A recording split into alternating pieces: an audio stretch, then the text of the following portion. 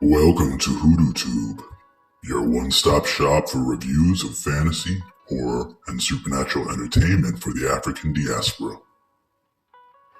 The Book of Clarence is an epic, historic spiritual film starring Lakeith Stanfield as Clarence, a regular everyday man living in ancient Jerusalem during the same time as Jesus. Because of the popularity of messiahs and prophets, and a desire for financial success, Clarence decides one day that he wants to become a messiah. In the beginning of the film, Clarence and his best friend Elijah try various get-rich-quick schemes to make more money and gain notoriety in Jerusalem. But Clarence decides to become a messiah because it could make him good money. But as the story unfolds, Clarence's fake messiah journey leads him to the realization that God and the power of the Holy Spirit is actually real. I appreciate that films like this are also portraying the historic reality that African-descended people were way more present in the Middle East in those days, more so than most people realize, and of course that queer people were present as well.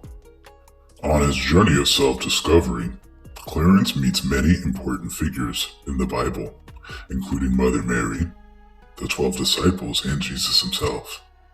Even John the Baptist is aware that Clarence is only a scammer and not a prophet, yet he decides to baptize him anyway. But despite Clarence's struggles with his own faith, he does show up and try to do the right thing, like freeing gladiators like Barabbas who were forced to fight. But even all of his searching for riches is rooted in trying to win the heart of a young maiden, Dorinia. I also enjoyed the parts later in the film when Clarence realizes that miracles are real when he's arrested by the Romans, giving faith to those who witnessed the unthinkable. I appreciated that a movie marketed to straight black men, at the very least, had lesbian couples portrayed in the nightclubs of Jerusalem.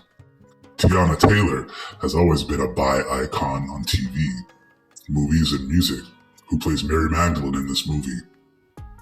In this film, Mary Magdalene is portrayed as a badass chariot racer, someone who's popular and well known in Jerusalem, before she's judged harshly in the market square later in the film.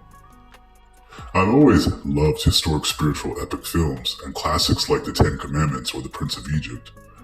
And I've even loved many of the comedies that came out that spoofed these types of films throughout the years, like Mel Brooks' many comedies including The History of the World.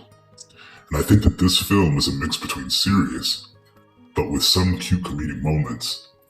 This film was visually stunning.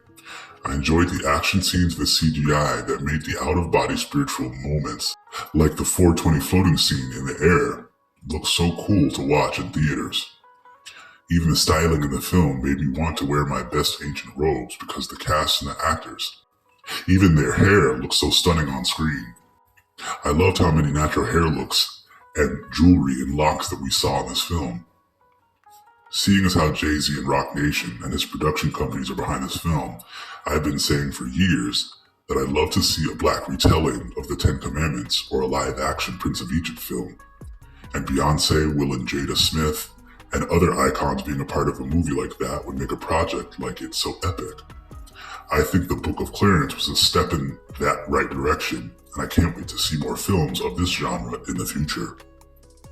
I definitely do think that spirituality is something that shouldn't be messed or joked or tampered with, and that's something that Clarence learns in this film when he is finally tested and begins to realize that he actually has a destiny to save and support his people.